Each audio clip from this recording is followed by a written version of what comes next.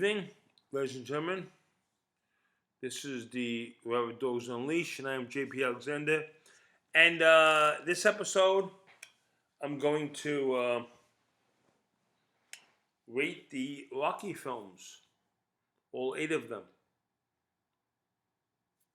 Rocky 2, 3, 4, 5, Rocky Balboa, and Creed 1 and Creed 2. Well, Creed and Creed 2, sorry. That means 8 films. Anyway, let me get started.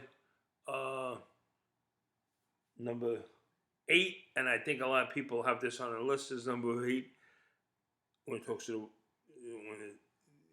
the Rocky films. Rocky 5. Rocky 5 was shite. What I mean shite, I mean in English, shit. American English, shit. In English, shite. Crap. Garbage. Really horrible film. I don't know what the hell happened. I don't know why it was made. I guess I do know why it was made at the time, but not a good film. Rocky lost all his money, blah, blah, blah, blah, blah. And he had to train some new up and coming. And Rocky's son, Sylvester Stallone's son, the Sage. I don't want to talk bad about the dead. He died a couple years ago, and that's a shame. But he's horrible here. You can't get much worse unless you talk about The Godfather 3 and Sofia Coppola, who is a great director. Don't get me wrong, but acting wise, she was horrible. And this is probably on the same par as that. Just not a good film. One thing I liked about though is that they had Rocky training the new up and coming Tommy Gunn, played by Tommy Morrison, who was actually not bad in this. Actually, he was not a bad actor in this. He's dead. He died of AIDS. Whatever. But he was pretty good in this. And, you know, and Rocky was training him, and it kind of, foreshadows what you have later on with Rocky and Creed. And the guy who played the promoter had a lot of Don King-ish things to him, and I think it was foreshadowing what boxing was turning into, and that's why the best things about the movie I could see. Other than that, the movie was garbage. It was crap, and guess what? It actually derailed the franchise for 16 years after that. That was 1990. The next Rocky film came out in 2006. That's 16 years. It derailed the franchise for that long. That's how bad it was. Anyway, that's my number 8. My number 7, people are going to be mad about this one. Sorry. Rocky 2. I know. People are going to be like, are you kidding me? Rocky 2 was great. It was too much Rocky 1. Yeah. No, I think Rocky 2 was garbage. It was stupid. His eyes were horrible because of what happened in Rocky. And he was hitting the eyes like 10,000 times by Apollo's jabs. And they just kept going on with it. They didn't say anything about it. And he had to keep on fighting. And guess what? Never mentioned again in any of the films after that. It was like they're bringing up some major issues that, your eyes don't get better. They don't get better. And Rocky's eyes will never get better. But anyway, they brought it up. Maybe they thought that was going to be the last film. Whatever. And Rocky's son was born in that one. And he came out with a full head of hair. Again. Not again. Just let me say. When my daughter was born, she had no hair. And some Japanese kid was born the same day, the same time period she was, and he had a full head of hair. So, and she didn't have a hair on her head until she was 2 years old. And now you would never guess that. But that kid had a full head of hair, so you don't know. But it was so pathetic when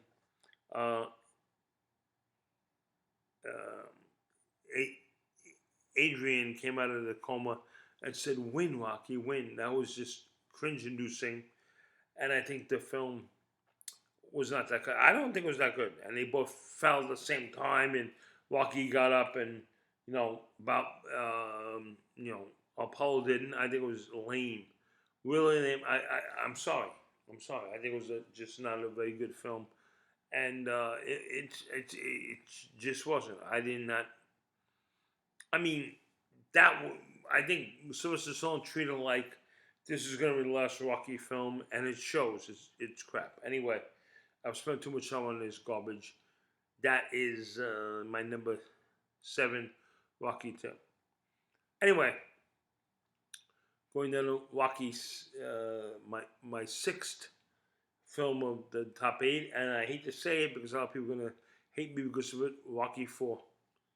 I'm sorry. I'm sorry to say it. Rocky 4 was like a comic book. It was like a cartoon almost. Because it was stupid, very dumb. He's there. I saw it coming from a mile away. When, the Russians like, I am the best fighter in the world, and the Russian handler's like, oh, well, what he meets, he goes through, and he's pushing 2,000, whatever. A normal man has 800, foot-pounds of torque in his punch, and he's like 1,800. Nobody is going to beat him, blah, blah, blah, blah, blah. And then, of course, and then instead of Rocky, who's a champion, saying, let me fight him, Apollo Creed says, let me come back out of retirement to fight him. And I was even saying, he's dead. Meaning, they're going to kill him. He's going to go into the ring with the Russian, and he's going to be killed, and then Rocky's going to seek revenge. I said that as soon as it happened, because it was so obvious. And the montage, when he's running up the mountain and stuff, okay. And afterwards, he's punched 100 million times, and he still comes back, and he still beats the Russian. And then people like chanting his name in Russia, and he has that big, long Oscar speech, like as if he's going to really win the Oscar. Really? Are you fucking kidding me? Sucked. I'm sorry. I didn't like it. I thought it was garbage. And maybe I'm upset because Apollo died and he should have died, but I saw coming a mile away. Everything in this film was telegraphed from a mile away, and I'm sorry, I didn't believe it. And Dolph Lundgren did play the good Russian, but it was so stereotypical, his wife, who was I think Sylvester Stallone's wife at the time. What's her name? Bridget Nielsen. Yeah, she was smoking a cigarette.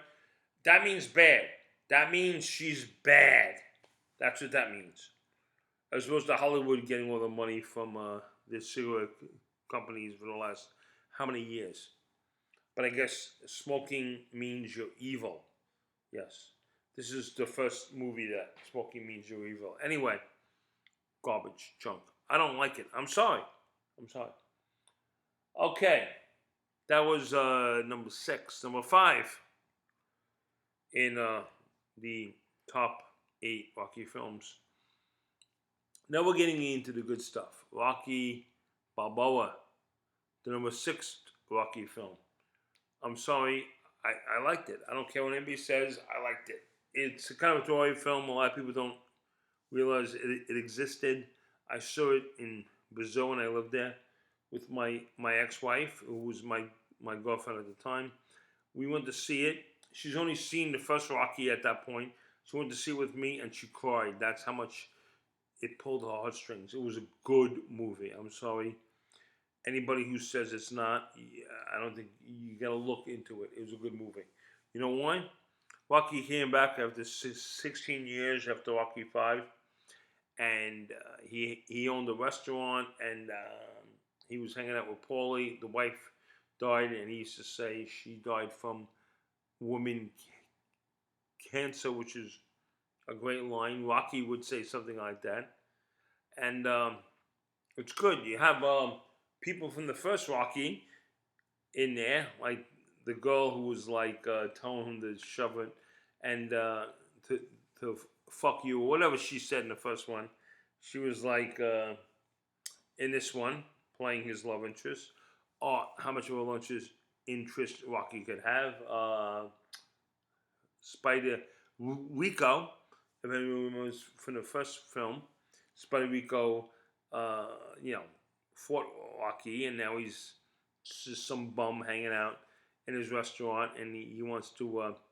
Rocky gives him free meals. He feels bad for him, and he washes the dishes, and he's in his Rocky's corner at the end of the film. It was just a feel good movie, and he has a good relationship with his son in this one. Not his son's not playing his son. Uh, the guy from Gilmore Girls, probably some other things, really much better than his son. I'm sorry to say, and really a good role. And I think it was a good film. It made me cry. And yeah, the premise is he came back and they had some mock fight. Like if he were to fight the current champion, how would he do? And he had to win, and the current champion was like mad, and he had to fight him. And this reminds me of the Rocky Marciano, Muhammad Ali. They had a mock fight, 1969, I think, and it was like a computer wars. If you look at it now, it's probably aged very badly. But I remember seeing it years ago when I was a kid, and I was pretty impressed by how they did it. And Marciano won, but that's before Muhammad Ali's fights in the '70s, which were classic. So I do think Ali was better than Rocky Marciano, and not 1969, but after that, yeah, when he did in the '70s, yeah, yeah, when he did in his career, he was better than Rocky Marciano, I believe. But and this is kind of like it becomes in this, it comes in this film how it is, and this guy wants to fight Rocky, and Rocky fights him. Anyway, the fight scene is crap. Okay, who cares? But the movie, I think, is good. I think it's a good movie. I cried, and I think it was just setting up Rocky for what Rocky is doing now, when it means in the Creed films. I thought it was really good, and that's my number five. Yeah. Okay, number four. You know, Creed two. Creed Creed two. Uh, Creed two is good. I like Creed two. I didn't see it for the longest time. Well, a few weeks, and even though I had it on my streaming service, I was like, I don't want to be let down after Creed one. Creed one was really good. I don't want to be let down, so I don't want to see Creed two. I finally did. It was good. It was good. I think it was actually better. Well, obviously better than Rocky four. Um, Dolph Lundgren comes back as Drago with his son. His son is you know a champion. And this is what I have to ask: what is Creed? Is he a heavyweight? I don't know. It doesn't say. I don't think he's big enough to be a heavyweight, but whatever. I'm not so sure. The Apollo's son. Uh, Drago's son's pretty big, so I can believe he's a heavyweight. But um, the only thing I would say about the film I didn't like, let's say per se, is that uh, he was disqualified.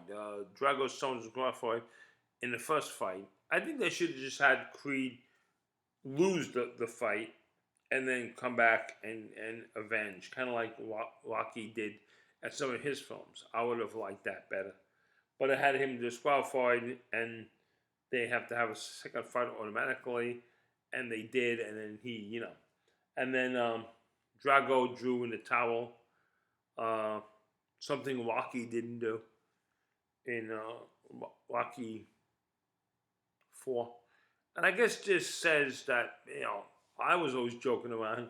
I guess it was saying that uh, Drago cares about his son more than Rocky cared about Apollo. People might get mad at that, but I'm like, no, it's true. That's his son. Of course, he cares about his son more than Rocky cared about Apollo. Of course, I'm not saying Rocky killed Apollo. He should have drew the towel in. He didn't. Whatever. But here, Drago draws in the towel. I think it's a good. I think it's a good film. Okay, number three is not number three. Rocky three. And people might say, "Oh my God, that is so '80s cliche. That is so '80s." The short shorts. It was so pathetically '80s. I know, but that's one of the reasons I like it because that was the time frame, and that's what I think was good at the time. And from everything in the film, Rocky coming out against Thunderlips, played by Hulk Hogan, was great.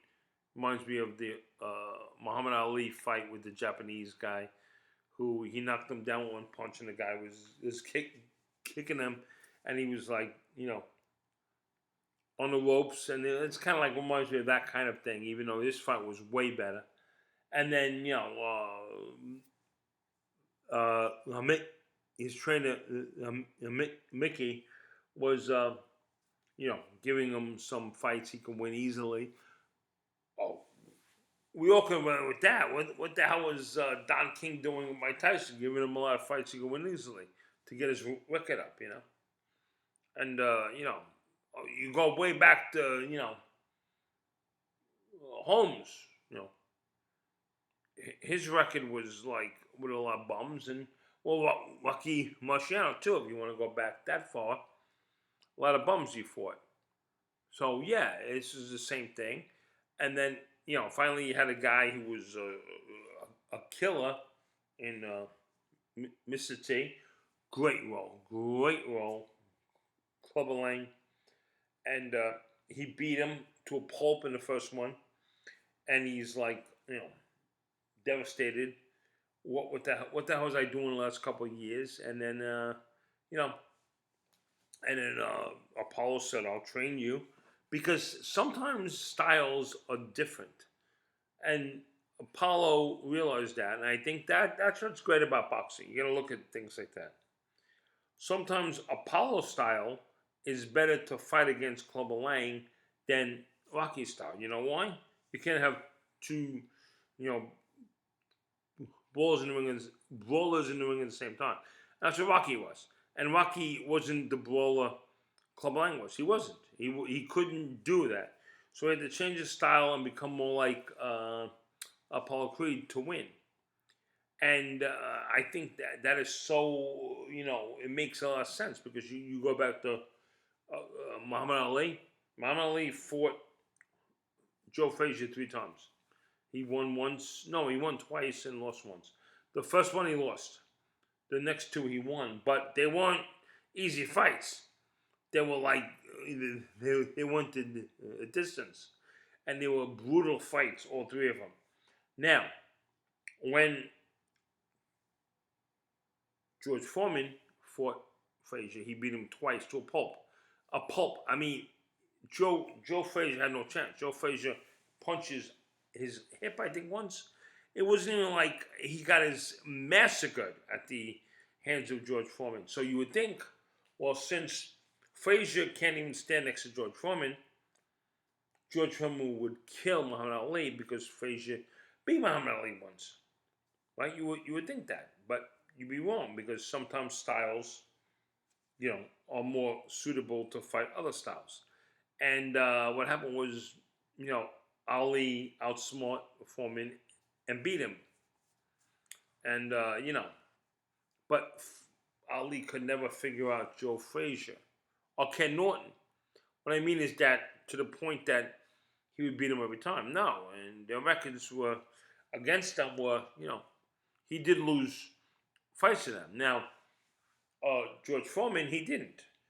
I'm not saying he would have not lost the second fight if they would have had a second fight, but what I mean is that Apollo said, hey, fight my style, And when it came in, and at the end of Rocky 3, Rocky, he looked like a middleweight, And again, I'm not sure. I mean, I know you have to weigh more than that, and that's why I'm sometimes question the Rocky films. Like I question Creed. How heavy is Creed? How much does Creed weigh? How much is he a heavyweight? What is he? And it's the same thing with Rocky. If he's 185 pounds, I don't think he's going to fit into the. I'm not sure they're going to let him fight in the heavyweight division. Anyway, it was just a great film. The whole film was great. When I felt he had to, you know, come back and train with the montages were great, and the bromance he had with Apollo was great. I just loved the film. That's why I'm going to put it as number three. Number two, obviously, well, I can't put Rocky as number two, no. But Creed is number two. Creed, great film. Probably Sylvester Stallone's shining moment acting wise. Great, great, great time. I think it was a great film. I think the love interest was great. I think, you know, Michael B. Jordan in the title role was fantastic. I think it was a great film. And like Rocky had said before, we had seen in other films, you could still succeed and win by losing. And I think that's what, Creed did in this film. But I think it was a good film. I mean, I felt all my heartstrings in this film. And it brought me back to a time when, Rocky was human. And here it's bringing it. And I loved it. I loved it. Creed it was a great film. It was a great film, but it cannot beat the number one, Rocky. I mean, when I saw Rocky, I was 10 years old. Me and my brother were twins. We're twins. He passed away. Anyway, we saw the film, and afterwards, it was an afternoon showing, and went to have some pizza afterwards. And we're in the parking lot of the pizza place, and we're doing, the montage, we're shadowboxing.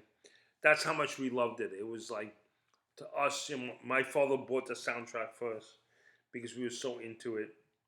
And a year later, we would be into Star Wars, so we'd be out of Rocky. But Rocky to us was like, wow, that was a big thing.